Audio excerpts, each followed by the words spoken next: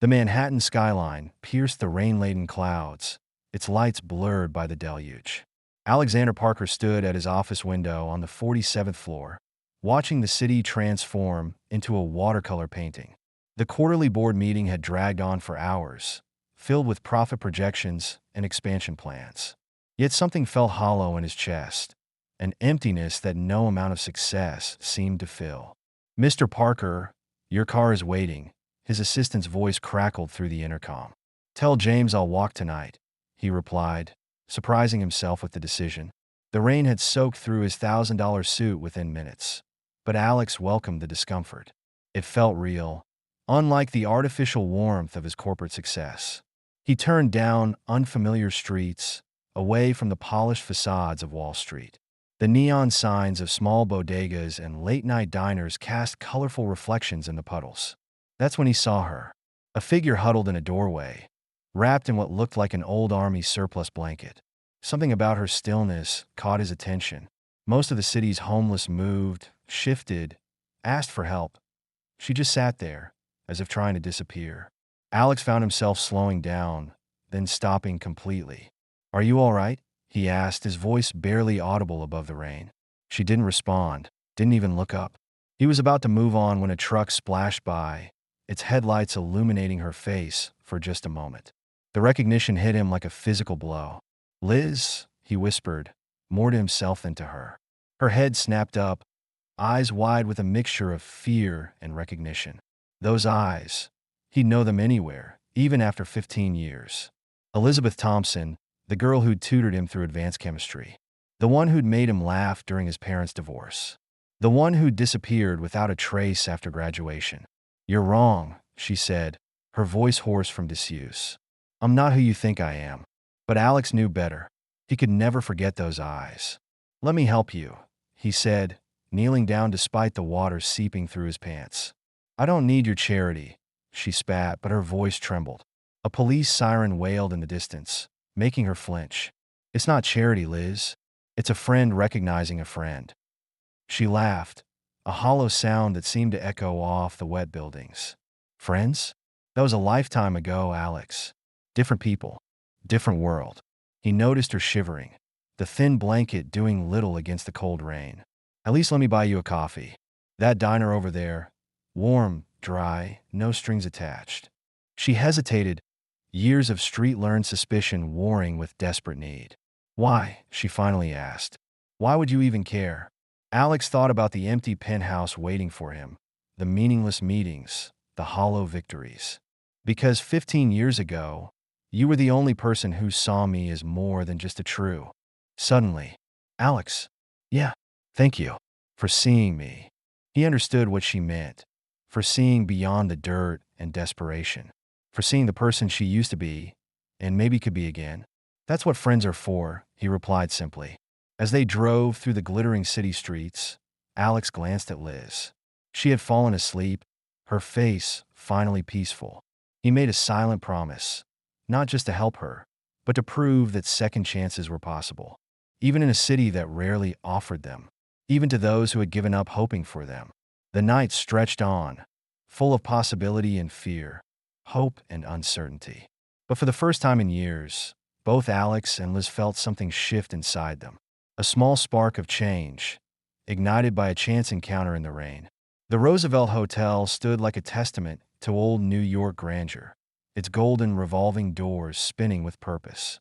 Liz stood in her newly assigned room, staring at her reflection in the full-length mirror. The woman looking back at her seemed like a stranger, clean but broken. Alex had arranged everything: the room, fresh clothes, basic necessities. Her fingers traced the soft cotton of the new shirt, so different from the layers of worn fabric she'd lived in. "It's just a week," she whispered to herself. "Just 7 days." But even that felt like an eternity when you're used to counting time in minutes of survival. The knock on her door made her jump, old instincts firing. "Room service," a cheerful voice called out. Liz opened the door cautiously, facing a young man with a covered tray. "Compliments of Mr. Parker," he said, wheeling the cart inside. The smell of real food, not diner fare or shelter handouts, filled the room. After the server left, Liz lifted the silver cover with trembling hands. Grilled salmon, asparagus, quinoa, a meal that belonged to her old life. Her phone buzzed. Another of Alex's arrangements, a basic smartphone for emergencies. "How's the room?" his text read. She stared at the screen, memories flooding back. 15 years ago, they'd text about chemistry homework and high school drama. Now, the gulf between them seemed wider than ever. "It's too much," she typed back. "It's exactly enough," came his reply. "Get some rest. We talk tomorrow." But rest wouldn't come easily that night. The bed was too soft, the silence too complete. Liz found herself sitting on the floor, back against the wall. Old habits die hard. As the city lights painted patterns on the ceiling, she allowed herself to remember. The day her father's body was found in his office, after the market crash took everything. Her mother's slow descent into depression, then illness. The mounting medical bills that seemed to multiply like hungry creatures. The friend who offered help, only to trap her in a web of debt and desperation. Tears fell silently, soaking into the plush carpet. In the street, she never allowed herself to cry. It made you vulnerable. But here, in this temporary sanctuary, the walls began to crack. Morning came with uncertain light and a growing sense of displacement. Liz showered 3 times, still unable to feel clean enough. The mirror showed improvements, less hollow cheeks, clearer eyes. But inside, she felt more lost than ever. Alex's text arrived at precisely 9 a.m. Breakfast in the hotel restaurant? My treat. She almost declined, almost ran. But something stopped her. Maybe curiosity, maybe desperation, maybe hope. The restaurant buzzed with business people and tourists. Liz felt their stares, real or imagined, burning into her. Alex sat at a corner table, reading something on his tablet. He looked up as she approached, and his smile held no pity, just warmth. "You look better," he said simply. "I look like a homeless person in new clothes," she replied. "You look like someone taking their first steps forward." The waiter appeared, professional and discreet. "The usual, Mr. Parker?" "Yes, and whatever my friend would like." Liz ordered toast, safe, simple, manageable. "Tell me," Alex said after the waiter left. "What do you need?" The question caught her off guard. "Need? To start over. Really start over." She laughed, but it came out more like a sob. A time machine? A different life? A father who didn't kill himself? Alex's face showed pain, but he didn't look away. "I heard about your dad." "I'm so sorry, Liz." "Don't," she whispered. "Please don't." Their food arrived, creating a momentary buffer. "I have a proposition," Alex said finally. Liz tensed.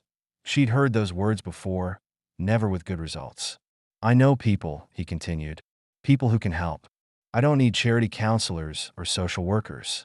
No, I mean real help. Jobs. Fresh starts." She pushed her plate away, barely touched. "Why are you doing this, Alex?" "Really?" He was quiet for a moment, considering.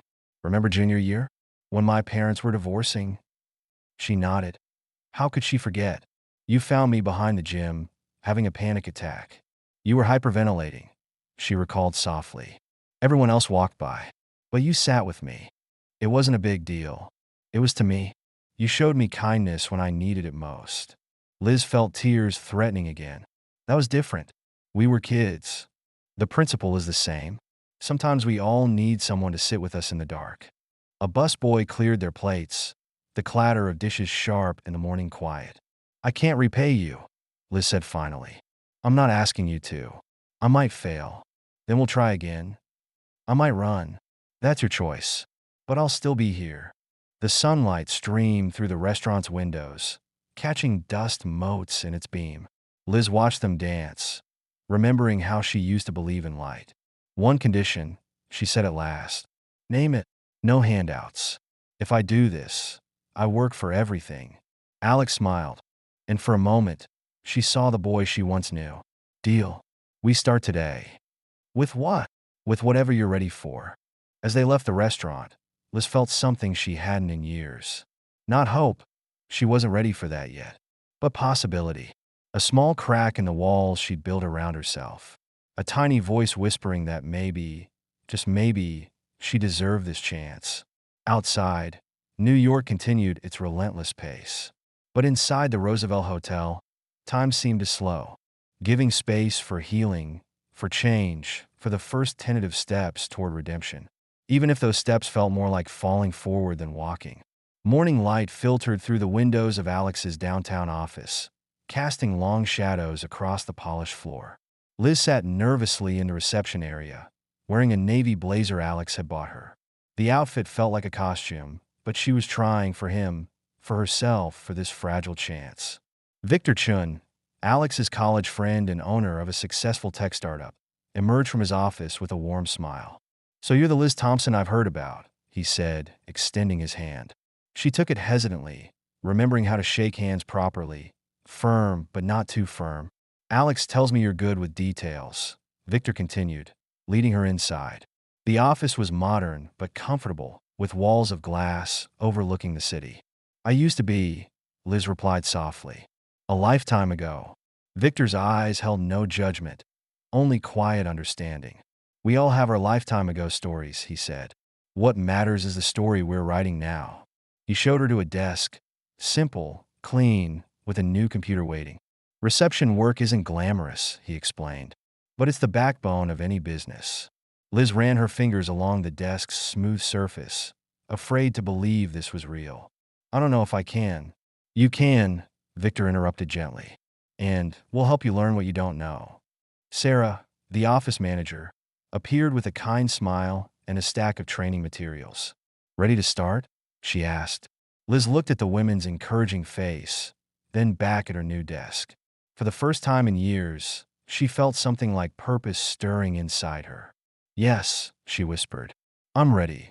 The first day passed in a blur of information and new routines. Learning the phone system, understanding protocols, memorizing names and faces.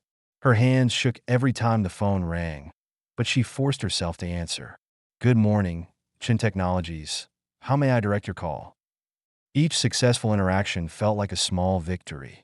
Each thank you from a caller helped rebuild something broken inside her. During lunch break, she found a quiet corner in the break room. The other employees chatted nearby, their conversation a comfortable background hum. She texted Alex, "Thank you." His reply came quickly. "You're doing all the work. I'm just opening doors." Tears threat. Ned to fall, but she blinked them back. This wasn't the time for tears. This was the time for strength. The afternoon brought new challenges as clients arrived for meetings. Liz greeted them, offered coffee, directed them to conference rooms. Some barely noticed her. She was used to being invisible. Others smiled, thanked her, treated her like a person. Each interaction helped her remember how to exist in this world. At 5 o'clock, Sarah stopped by her desk. "You did great today," she said warmly. "See you tomorrow?" Tomorrow. The word felt strange and wonderful. "Yes," Liz replied. "I'll be here." Outside, the city was turning golden in the evening light. Alex was waiting by his car, leaning against the hood. "How was it?" he asked simply. "Overwhelming," she admitted. "Terrifying. But, but, but good. Really good." They drove to a small Italian restaurant in the village. Celebration dinner. Alex insisted when she tried to protest. Over pasta and bread, Liz slowly began to talk. About the day, about the job, about feeling human again. "I keep waiting for something to go wrong," she confessed. "That's normal," Alex replied. "But you're stronger than you think." Later that night, back in her hotel room, Liz stood at the window. The city stretched out below, a maze of lights and possibilities. Her reflection in the glass looked different somehow. Still uncertain, still scared, but something else too. Hope, maybe. Or the beginning of hope. She thought about the next day, and the day after that. Each one a step forward, even if some steps went backward. Her phone buzzed, a text from Sarah. "Great first day. You're part of the team now. Part of something." The words echoed in her mind. For so long, she'd been apart from everything, everyone. Now, slowly, carefully, she was connecting again.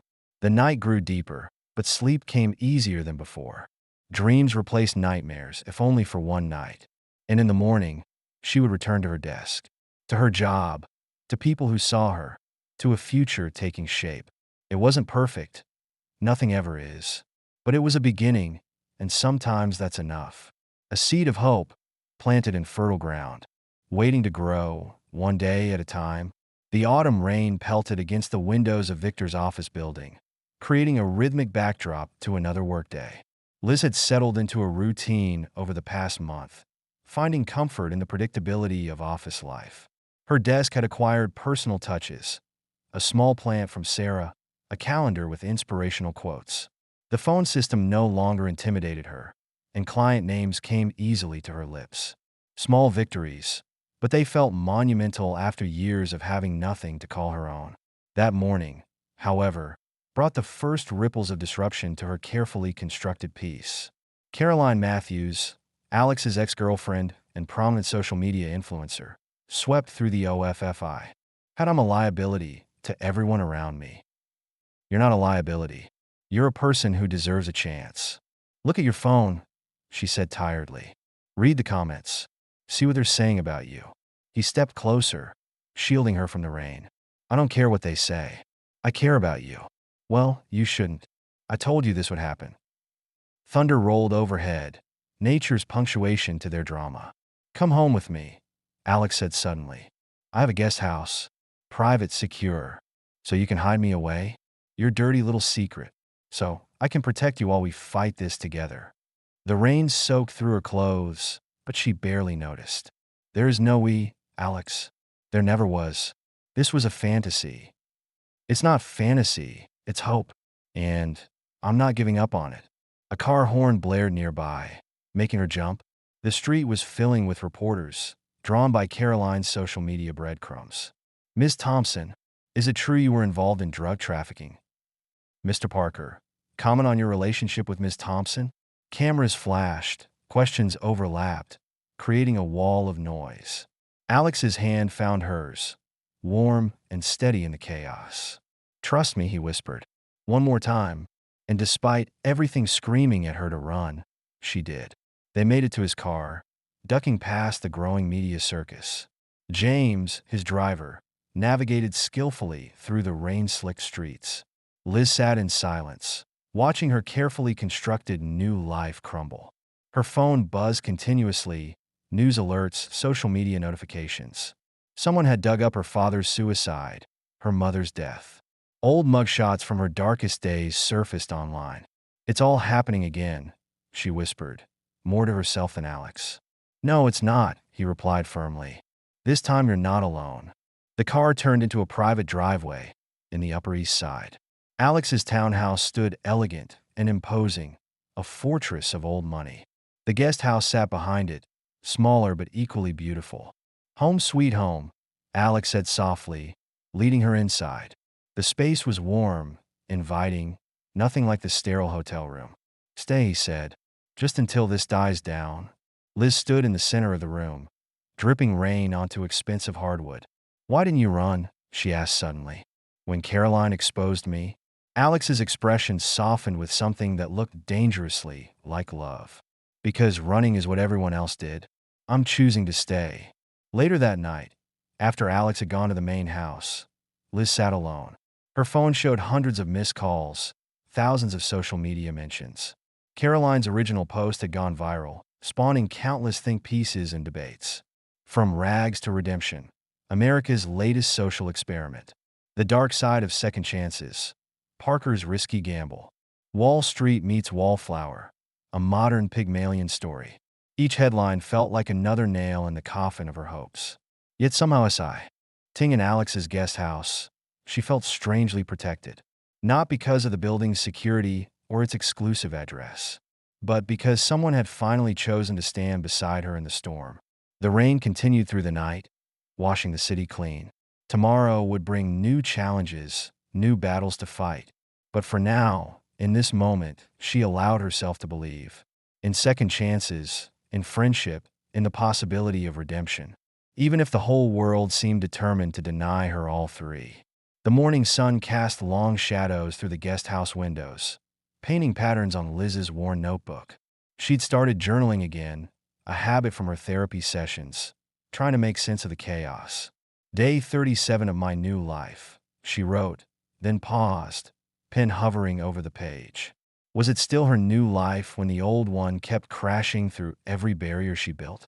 Alex had left for an emergency board meeting, damage control, though he hadn't said it directly. His investment firm stock had dropped 12 points after Caroline's expose went viral. The business news couldn't get enough of the story. Wall Street Prince and the Pauper Princess. Liz's fingers traced the newspaper headlines spread across the coffee table. Each one felt like an indictment of her past, her presence, her very existence in Alex's world. But something else stirred beneath the shame and fear, a quiet, growing anger. Not at Alex, or even at Caroline, but at a system that decided some people didn't deserve second chances. Her phone buzzed, a message from Sarah at the office. "We miss you. The plants are dying without their official caretaker." A small smile touched Liz's lips, the first in days. Another message followed, this one from Victor. "When you're ready, your desk is waiting." She stared at the words until they blurred, emotion tightening her throat. The sound of the front door opening made her look up. Alex stood there, his usually immaculate suit slightly rumpled, tie loosened. "The board wants me to issue a statement," he said without preamble. "Distancing yourself from me," Liz finished quietly. "No," he replied, dropping onto the couch beside her. "They want me to explain you." The way he said it made her look at him sharply. "Explain me?" "Package you into something palatable for the shareholders. A heartwarming redemption story." Liz felt sick. "Turn me into a PR opportunity." "I told them to go to hell." The silence that followed was heavy with implications. "Alex, you can't sacrifice everything you've built." "I'm not sacrificing anything," he interrupted. "I'm standing up for what matters." He reached for her hand, and she let him take it, their fingers intertwining. "But I have an idea," he continued. "If you're willing to trust me one more time." Liz looked at their joined hands, so different yet fitting together perfectly. "What kind of idea?" "Instead of letting them tell you our story, you tell it your way." He explained his plan, a TED Talk, but not about redemption or second chances. About systemic failure, about how society discards people, about real solutions. "You've lived it, Liz. You understand what others only theorize about." She stood up, pacing the guest house's polished floors. "You want me to stand on a stage and expose everything. I want you to stand on a stage and own your truth." The words hit her like a physical force. For so long, she'd been running from her truth, hiding it, ashamed of it. But maybe, just maybe, it could become her strength instead of her weakness. "What if I freeze? What if I can't find the words?" Alex's smile was gentle. "Then I'll be in the front row, believing in you." The next weeks passed in a blur of preparation. Liz worked with a speech coach, learning to channel her experiences into powerful narrative. She researched statistics, studies, solutions, turning her pain into expertise. The media circus continued, but somehow it mattered less now. She had purpose, direction, a mission bigger than herself. Sarah and Victor visited often, bringing encouragement and practical support. Even some of Alex's board members, initially skeptical, began to see the potential. The day of the TED Talk arrived too quickly, and not quickly enough. Liz stood backstage, heart pounding, hands trembling slightly. She wore a simple blue dress, professional but not pretentious. Her hair was pulled back, showing her face clearly. No more hiding. 5 minutes, the stage manager called softly. Alex appeared at her side, as he had every day since that rainy night. "Remember," he said, straightening her collar, "you're not just telling your story. I'm telling their story too," she finished. "Everyone who never got a second chance." The spotlight felt hot and harsh as she walked onto the stage. The audience was a sea of expectant faces, cameras recording every moment. She took a deep breath, found Alex's encouraging smile in the front row. "My name is Elizabeth Thompson," she began, "and I was invisible." For the next 18 minutes, she held them spellbound. She told them about her father's suicide, her mother's illness, her descent into desperation. But more than that, she told them about the system's failures, about how easy it is to fall and how hard it is to climb back up, about the people she'd met on the streets, veterans, former professionals, lost souls, about the small kindnesses that could save lives and the institutional barriers that destroyed them. She spoke about Alex, about Victor, about second chances that shouldn't be chances at all. Because dignity, she said, her voice strong and clear, shouldn't be a privilege. The standing ovation lasted for minutes, but Liz barely heard it. She was looking at Alex, seeing in his eyes everything words couldn't express. Backstage, her phone exploded with notifications. The talk had gone viral, but differently this time. Powerful, revolutionary, a wake-up call. The headlines were changing. Caroline's narrative was being overshadowed by something bigger, more important. That evening, in the quiet of the guest house, Liz finally cried. Not tears of shame or fear, but of release, of breakthrough. Alex held her, understanding without words what this moment meant. "What happens now?" she whispered against his shoulder. "Now," he said softly, "we build something that matters." Because the TED Talk wasn't an ending, it was a beginning, a platform, a voice, a chance to create real change. The next morning, Liz started writing again. But this time, she wasn't just documenting her journey. She was planning a revolution of compassion, of understanding, of action. And somewhere in that planning, she found what she'd been looking for all along. Not just survival, not just redemption, but purpose. A reason to keep moving forward, even when the path seemed impossible. Because sometimes the deepest wounds become the strongest foundations for healing. Not just for ourselves, but for everyone still waiting in the shadows. Waiting for someone to see them, to believe in them, to give them a chance. Not a second chance, but the first real one they'd ever had. Morning light filtered through the windows of Liz's new office at the Phoenix Foundation, casting a warm glow on the collection of letters spread across her desk. Each envelope contained a story, a plea, a hope from someone seeking what she had found, a way back from the edge. "Dear Miss Thompson," one began, "your TED Talk saved my life. I thought I was alone." Another, "I've been homeless for 3 years. Yesterday, I showed your video to my shelter counselor." 6 months had passed since she'd stood on that stage, speaking her truth to the world. What had started as one speech had evolved into a movement, a ripple effect of change. Alex had helped her establish the foundation, using his connections and resources to build something sustainable. But the vision, the heart of it all, that was purely Liz. She picked up another letter, this one from a teenage girl in Boston. "My dad lost everything in the recession. Your story helped me understand it wasn't his fault." A knock on her door interrupted her reading. Sarah stood there, now the foundation's program director, tablet in hand. "The first transitional housing center is ready for inspection," she announced with a smile. Liz stood, smoothing her skirt, still sometimes surprised by the feel of fine fabric against her skin. "Has Alex seen it yet? He wanted you to see it first. It's your vision, after all." They drove through Brooklyn, past neighborhoods Liz once knew too well. The center stood on what had been an abandoned warehouse, now transformed. Clean lines, large windows, a small garden already taking shape in the front. "It's beautiful," Liz whispered, touching. "Gee, the new brick facade." Inside, the space was warm and welcoming, nothing like the sterile shelters she remembered. Private rooms instead of overcrowded dormitories. A computer lab for job searches and education. A medical clinic staffed by volunteer doctors. And most importantly, counselors trained to understand trauma, addiction, loss.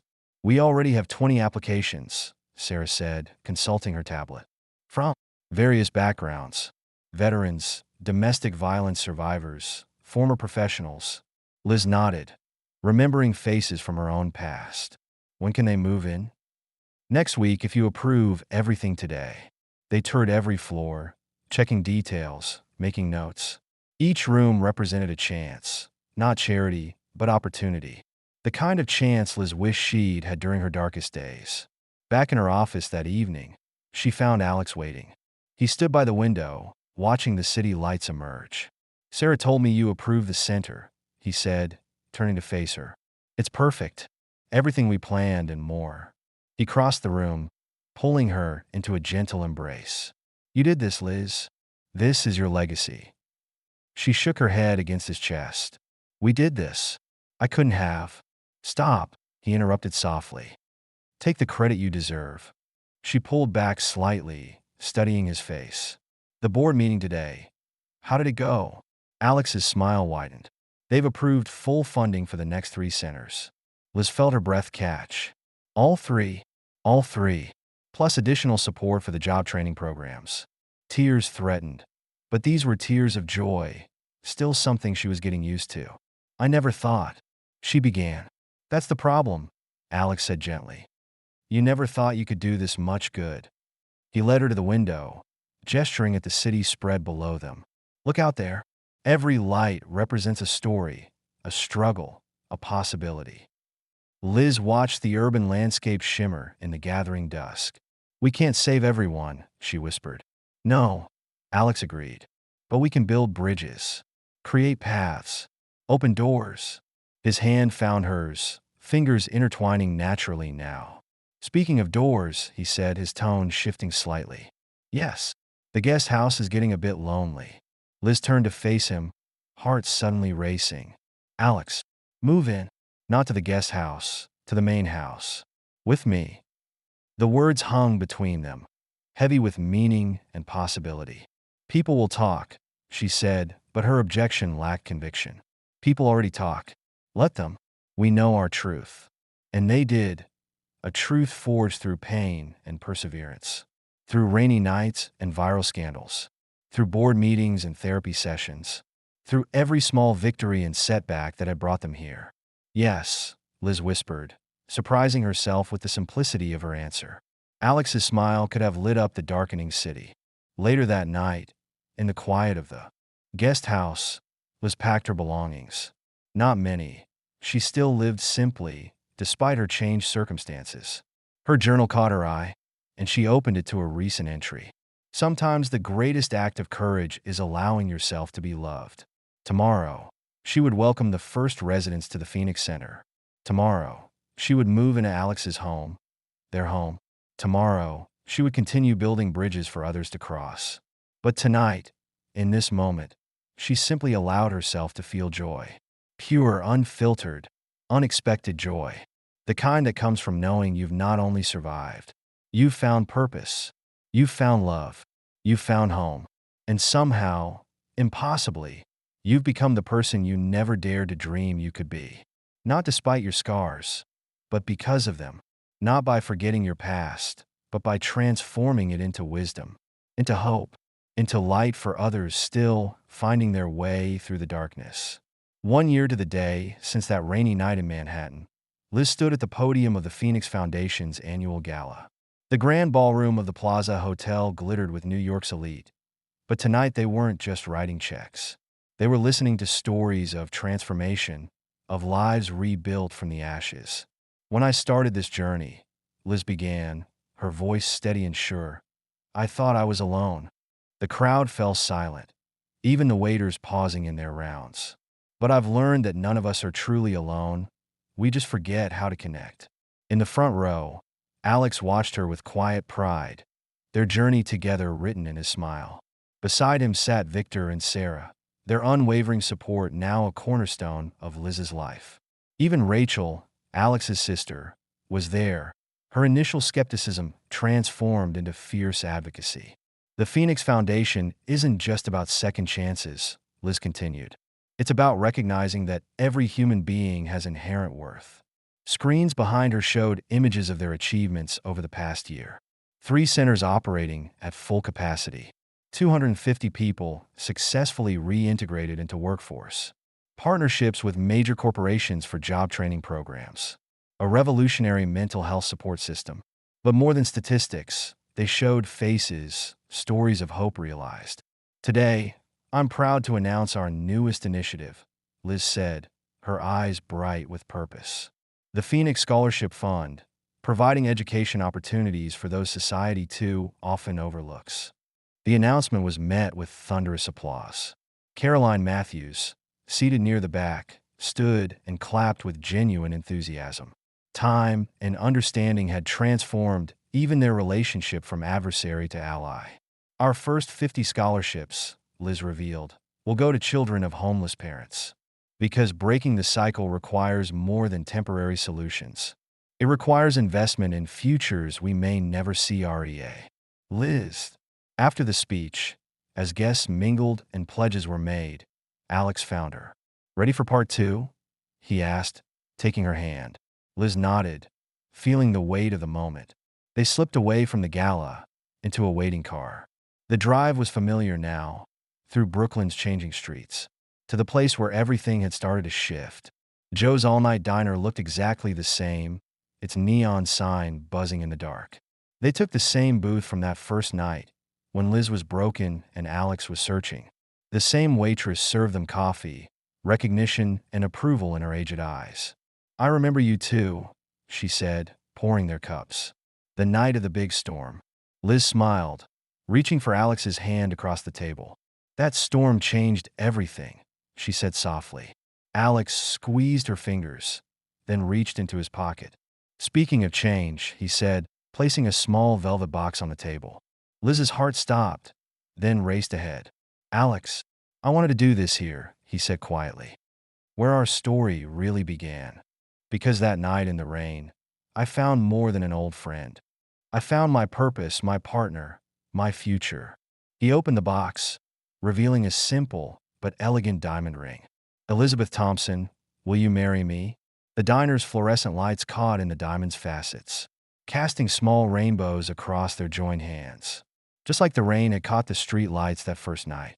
"Yes," she whispered, then laughed through happy tears. "Yes." Later, they stood outside the diner, looking up at the night sky. "Full circle," Liz mused, her new ring catching the light. "No," Alex corrected gently. "Just the beginning of a new circle." Above them, stars pierced through New York's luminous haze, reminding them that even in the brightest city, light can still break through from unexpected places. Tomorrow would bring new challenges, new stories to hear, new bridges to build, new lives to touch. But tonight was for them, for love that grew from compassion, for hope that bloomed in darkness, for two souls who found each other twice and made something beautiful from the broken pieces. Because sometimes the most powerful stories aren't about falling down or getting up. They're about who helps you stand and what you build once you're standing together. This was not an ending. It was a continuation, a promise, a future built on the foundation of the past, but reaching ever upward, toward new possibilities, toward hope, toward love, toward home. The end.